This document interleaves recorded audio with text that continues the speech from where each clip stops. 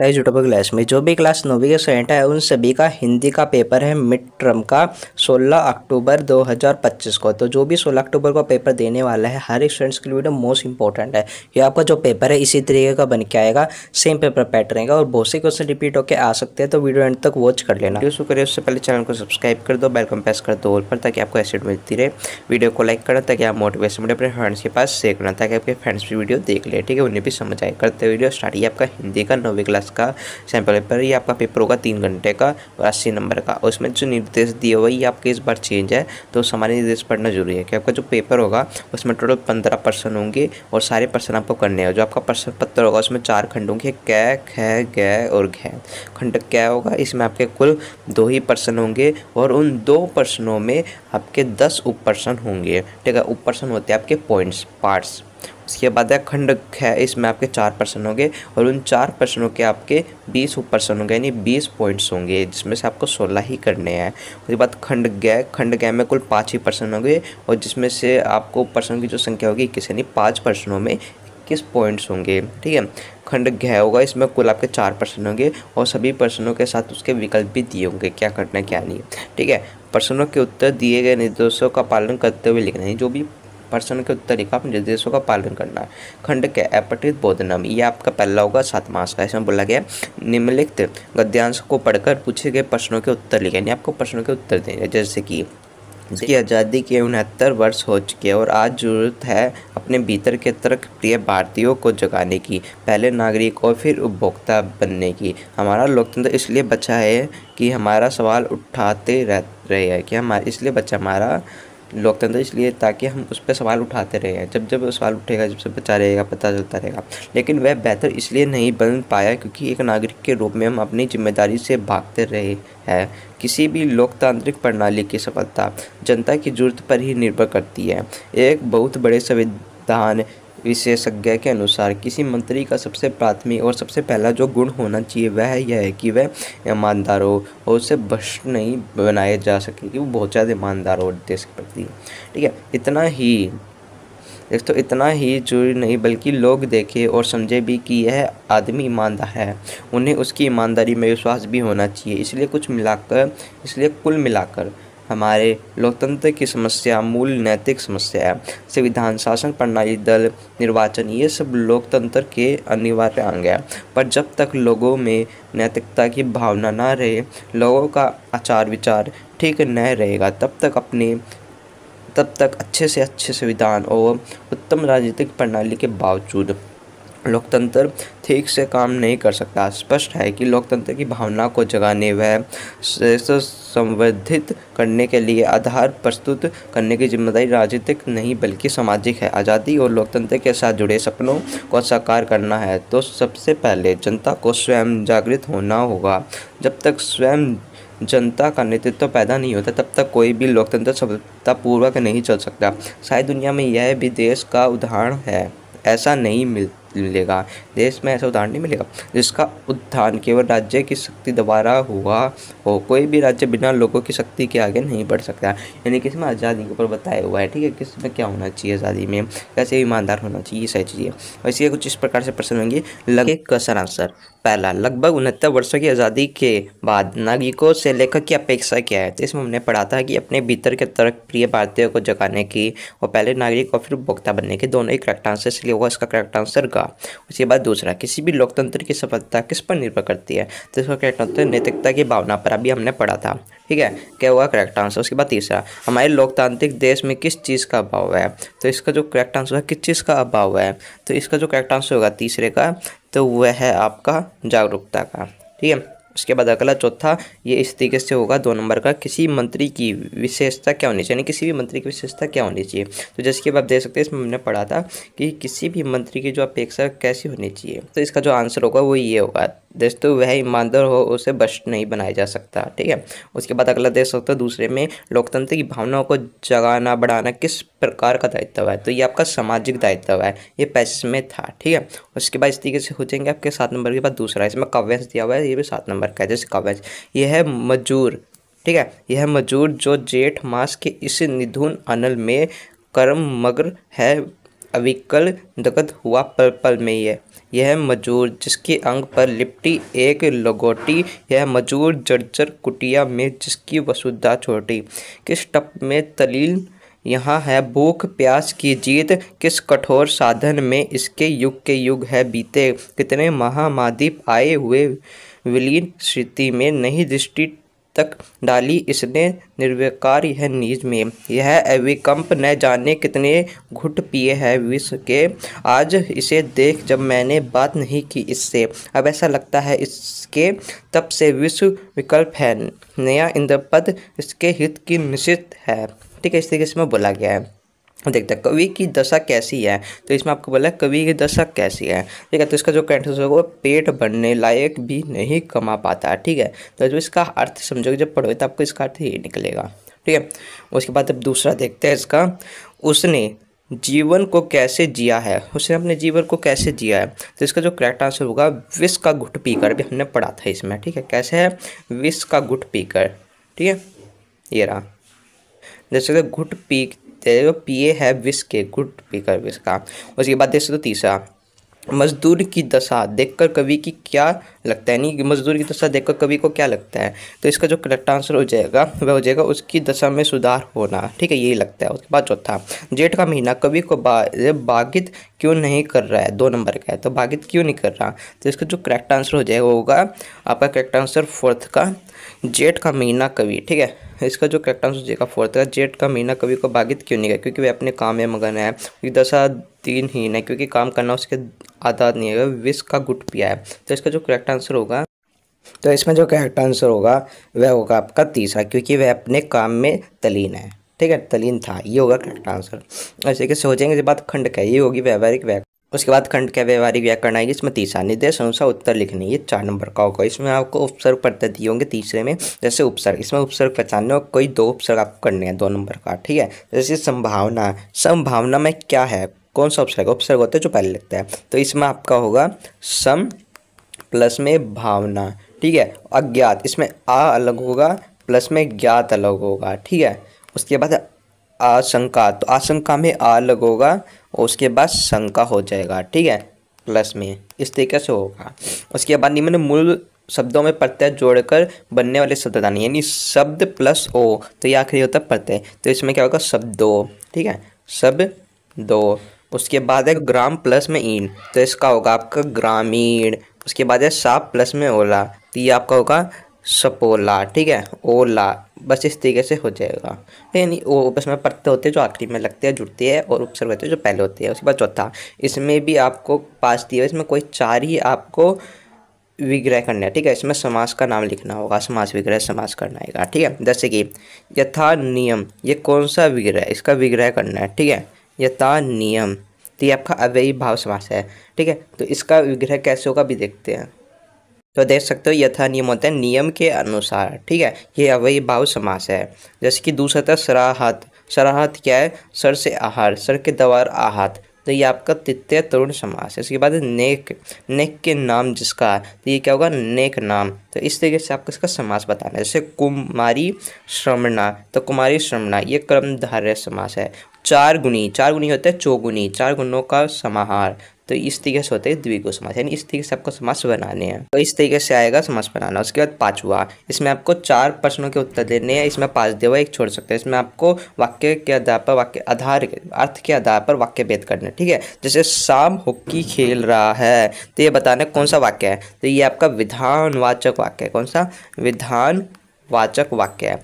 सड़क पर नियमों का पालन करना चाहिए, तो इसका करेक्ट आंसर क्या होगा, सड़क पर नियमों का पालन करना चाहिए, इस अर्थ के आधार पर वाक्य भेद करना है, तो ये आपका होगा आज्ञावाचक, आज्ञा दे रहा है, सड़क पर नियमों का पालन करना चाहिए, तो आज्ञावाचक। ठीक है, उसके बाद है शायद आज पिताजी आएंगे, इसको इच्छावाचक वाक्य में बदलना है। ठीक है, शायद, तो इसमें होगा काश। ठीक है, इसमें होगा काश। उसके बाद है पिताजी आज आ जाएंगे, ये होगा काश पिताजी आज आ जाएंगे, इस तरीके से। उसके बाद यदि वर्षा होती तो फसल भी होती, तो इसको आपको विधानवाचक में बदलना है। ठीक है, तो वर्षा होने पर फसल भी अच्छी होगी, ये लिख रहा है, तो वर्षा होने पर फसल भी अच्छी होगी, इस तरीके से। 5वां, काश तुम कल आते, तो इसको बदलना है आपको प्रश्नवाचक में, तो होगा तुम कल आओगे, तो इस तरीके से होगा। क्लियर, इस तरीके से 4 करने हैं। वही बात छठा, छठे में आपको अलंकार बताने हैं, इसमें भी 5 दिए हुए, 4 अलंकार करने छोड़ सकते हो। जैसे कि चारू चंद की चंचल किरणें खेल रही थी जल थल में, तो चा चा चा की बात की है लेकिन उसका अर्थ अलग है। तो इस हिसाब से तो यहाँ पे जो करेक्ट आंसर होगा इसका होगा अनुप्रास अलंकार। कौन सा? अनुप्रास। ठीक है। और जैसे देख सकते हो लाली मेरी लाल की जीत देखो तिल लाल, तो लाल लाल ला बात की गई लेकिन इसका अर्थ अलग अलग हो गया, तो ये भी आपका अनुप्रास होगा। क्लियर। तब हार प्रहार से लागत है जब आनी के बीन प्रहार परे, तो इसमें आप देख सकते हो हारी पार की लागत है, अब आनी के बिन पार परे, तो ये आपका यमक है। ठीक है। 3 बेर खाती थी वह 3 बेर खाती थी, इसमें बेर बेर का प्रयोग हुआ है लेकिन इसका अर्थ अलग अलग है। ठीक है। जैसे में प्रहार प्रहार है लेकिन उसका अर्थ अलग अलग हो गया, तो इसी तरीके से इन दोनों में यमक आएगा, इस तरह पहचान सकते हो। सीधी चलते राह जो रहते सदा निशंक, जो करते विप्लव उन्हें हरि का है आतंक, तो ये कौन सा? तो ये श्लेष अलंकार है। ठीक है। नहीं, इसमें अलंकार की आपको पहचान करनी होती है। क्लियर। उसके बाद खंड खैवी से खत्म हो जाएगा, उसके बाद खंड गै, ये होगा पाठ साहब की बुक से 7वां 5 नंबर का। जैसे कि इसमें देखो इसमें भी आपको चैप्टर से अनुच्छेद दिया होगा, उसको पढ़ना, उसके आंसर देना। जैसे कि जानवरों में गधा सबसे ज़्यादा बुद्धिमान समझा जाता है। जब किसी आदमी को परले दराजे का बेवकूफ़ कहना चाहते हैं तो वह उसे गधा कहता है। गधा सचमुच बेवकूफ़ है, यह उसके सीधेपन और उसकी निरापदा सहपृष्ठता ने उसे यह पदवी दे दी है। इसका निश्चय नहीं किया जा सकता। गाय सिंग मारती है, ब्याई हुई गाय को अनायास ही सिंह का रूप धारण कर लेती है। ठीक है। इसे बताया कुत्ता भी बहुत गरीब जानवर है लेकिन कभी कभी उसे भी क्रोध आ ही जाता है, किंतु गधे की कभी क्रोध कहीं नहीं सुना ना देखा कि गधे को क्रोध आता है, इससे बोला गया। वस्तु गद्यांश में किसने सीधेपन के बारे में बताया गया, नहीं किसके सीधेपन के बारे में बताया गया, इसमें ये बताना है। ठीक है। तो इसमें जो करेक्ट आंसर होगा तो वह होगा गधे के बारे में, जैसे पढ़ा था। उसके बाद किस तरह के आदमी को गधे की संज्ञा दी गई है। ठीक है। तो इसमें जो करेक्ट आंसर हो जाएगा किसको दी गई है, बिल्कुल बुद्धिमान व्यक्ति को। ठीक है। ये होगा। उसके बाद तीसरा निरापदा सहिष्णुता से क्या अभिप्राय है, तो इसका जो करेक्ट आंसर होगा इसमें होगा किसी व्यक्ति को विपदा में ना डालने वाला सहनशीलता। ठीक है। इस तरीके से। उसके बाद चौथा, किस जानवर को कभी क्रोध करने ना देखने और ना सुनने गया है, किसके ने बात की गई है ना सुनने की, क्रोध के बारे में ना देखा गया, गधे को। निरापद, निरापद में कौन सा उपसर्ग है, तो निरापद में उपसर्ग जो पहले लिखता है, तो इसमें जो करेक्ट आंसर हो जाएगा 5वें का होगा निर, निर प्लस में आपद। ठीक है। निर होगा। उसके बाद 8वां, इसमें पर्सन दिए हुए हैं। ठीक है। पर्सन उत्तर आपके चैप्टर से, और इसमें आपको 6 नंबर का है। ठीक है। इसमें 4 दिए हुए, कोई भी 3 पर्सन आपको करना है। जैसे लेखक ने जब तिब्बत यात्रा की थी तो वह कानून और सुरक्षा की स्थिति कैसी थी, जब उसने यात्रा की, तो इसका आंसर देखते हैं एक बार। कह सकते हो लेखक ने जब तिब्बत की यात्रा की थी तब वहाँ कानून और सुरक्षा की स्थिति बहुत खराब थी। वहाँ की सरकार पुलिस और खुफिया विभाग पर अधिक खर्च नहीं करती थी, इसलिए देखो इसलिए कानून व्यवस्था ढीली थी। हथियार का कानून न होने के कारण लोग बंदूक को लाठी डंडे की तरह लेकर घूमते थे। इस तरीके से इसका आंसर होगा। दूसरा, सालिम अली तुम लौटोगे ना, लेखक ने ऐसा क्यों कहा। ठीक है। इसका अर्थ बताना क्यों कहा ऐसा, तो यहाँ पे जैसे तो ऐसा इसलिए उसने इसलिए कहा कि लेखक सालिम अली के स्वभाव से भली बातें परिचित थे। वह रोज नियमों से गले में दूरबीन लटकाए था, कंधे पर बोझ टांगे पक्षियों के विषय में जानकारी प्राप्त करने निकल जाते थे। कुछ समय पश्चात वह उनके बारे में दुर्लभ जानकारी एकत्रित करने लौट आते थे। इस तरीके से बताया गया। ठीक है। इसे आपको आंसर लिखना है। ठीक है। अगला देखते हैं। उसके बाद लेखिका महादेवी वर्मा ने अपनी माँ के व्यक्तित्व की किन विशेषताओं का उल्लेख है, ये मोस्ट इंपॉर्टेंट है, हर बार आता है। ठीक है। तो देखते हैं इसका आंसर क्या है। देख सकते हो आपको इस तरीके से लिखना, धार्मिक स्वभाव लिखा है कि माँ धार्मिक प्रवृत्ति की महिला थी, जैसे नियमित रूप से पूजा पाठ करती थी। संस्कारी महिला, लेखिका की माँ संस्कारी महिला थी, उनके संस्कारों का प्रभाव लेखिका पर भी पड़ा। तो इस तरीके से आप ये पॉइंट लिखना, जो भी उसकी माँ के व्यक्तित्व के बारे में बताई गई विशेषता इस तरीके से होगी। क्लियर। इस तरीके से आपको कोई भी 3 ही करने हैं, इसमें से कोई भी 3 कर लेना, आपके चैप्टर से ही आएंगे। उसके बाद इस तरीके से 8वें में आपको कोई 3 करने हैं। उसके बाद खंड गै का ये दूसरा है, काव्य खंड 9, इसे में आपको इसको पढ़ना है, इसके आंसर देने हैं। 5 नंबर का 9वां अनुच्छेद दिया हुआ है। पाक पखी के कारणे सब जग रहा बुलान, निरपक होई के हरि बजे सोए संत सुजान। तो कबीर पहला देखते इस तरीके से पंक्ति से दे दी, और इसका देखते हैं क्या बोला गया। पहला, कबीर जी के अनुसार किसके कारण पूरा संसार भक्ति के वास्तविक मार्ग को भूल गया है? किसके कारण भूला है? तो इसका जो करेक्ट आंसर हो जाएगा वो होगा पक्ष विपक्ष के कारण। ठीक है, किसके कारण? पक्ष विपक्ष। जो आपने इसको पढ़ा होगा तो इसमें समझ आएगा चैप्टर में से। ठीक है, हरि भजन के लिए किस भावना का होना आवश्यक है? कौन सी भावना का होना आवश्यक है? तो मन के निष्पक्ष क्षमता की भावना का होना बहुत ही आवश्यक है। उसके बाद निरपक्ष हो देखते होई के हरि बजे सोई संत सुजान पंक्ति का क्या आशय है? इसका आशय बताना है। ठीक है, तो इसका आशय है ये सारे मनुष्य को बिना किसी पक्ष विपक्ष की भक्ति का मार्ग अपनाना चाहिए, ना पक्ष विपक्ष का। ठीक है, और देखते मनुष्य को बिना किसी तर्क वितर्क की भावना का भजन करना चाहिए, बिना तर्क वितर्क के। निष्पक्ष भक्ति करने वाला ही सच्चा अर्थों में संत कहलाता है। तो इसी से गाँव का करेक्ट आंसर तीनों ही होंगे। ये बात सच्ची ज्ञानी कौन है? सच्चा ज्ञानी किसके बारे में बताया गया है? तो इसका करेक्ट आंसर हो जाएगा जो बेर भाव से दूर रहकर ईश्वर भजन करता है। ठीक है, ये होगा। सोई संसुजान में कौन सा अलंकार है? तो इसमें सा का है, तो ये आपका अनुप्रास होगा। इससे समझ सकते हो, सोई संसुजान सा 3 बार आया, तो जब भी इस तरीके 3 बार आए तो अनुप्रास होगा लगाया ना। ठीक है, और जिसमें 2 शब्द एक जैसे ही हो लेकिन उसका अर्थ अलग अलग हो तो वो आपका होगा कौन सा? वो आपका होगा यमक। क्लियर। उसके बाद 10वां, निम्न प्रश्नों में से किन्हीं 3 प्रश्नों के उत्तर देने हैं। ये भी आपका वही है चैप्टर्स में होगा। इसमें आपको कोई 3 करने, 2-2 नंबर के है। जैसे कि इसमें 2 करके देखते हैं। मेघ के आने की तुलना पाहुन से क्यों की गई है? यानी पाहुन से क्यों की गई है मेघ आने की तुलना? देखते हैं इसका आंसर। तो देख सकते हो, गर्मी के महीने में लोग गर्मी के प्रभाव से व्याकुल हो उठते हैं। वह गर्मी से छुटकारा पाने के लिए वर्षा का इंतजार करते हैं। किसान भी फसल को बुवाई के लिए वर्षा लाने वाले बादलों का इंतजार करते हैं। इस प्रकार पाहुन का इंतजार भी उसी की ससुराल में किया जाता है। दोनों की ही बेचैनी से प्रतीक्षा की जाती है, इसलिए मेघ की तुलना पाहुन से की गई है। यानी कि वर्षा की बात की, क्योंकि वर्षा जब लोग गर्मी मर जाते हैं, ठीक है, गर्मी लगती है तो उन्हें वर्षा का इंतजार करते हैं। किसान अपनी फसल के लिए वर्षा का इंतजार करते हैं। तो इस तरीके से इसका होगा। क्लियर। उसके बाद अगला देखते हैं। उसके बाद है वाक कवि के आधार में भाव स्पष्ट कीजिए। जेठ टटोली कोड़ी न पाई, तो इसका आपको बताना है भाव। ठीक है, तो 2 नंबर का देखते हैं। तो इसका ने अपना सारा जीवन संसारिक वासनाओं में फंसकर व्यर्थ गवा दिया और जीवन के अंतिम समय जब उसने पीछे मुड़कर देखा तो उसके पास ऐसा कुछ नहीं था कि वह ईश्वर को दे सके। तो इस तरीके से इसका आंसर होगा। ठीक है, इस तरीके से आपको लिखना है। उसके बाद 11वें क्वेश्चनों का, इसमें भी आपको प्रश्न उत्तर दिए हुए। इसमें आपको दे सकते हो, इसमें किन्हीं 2 प्रश्नों के उत्तर देने, इसमें आपको 3 दिए हुए, यानी कि ये एक क्वेश्चन 4 नंबर के, 11वां क्वेश्चन 8 नंबर का होगा। ठीक है, इसमें 2 करने हैं।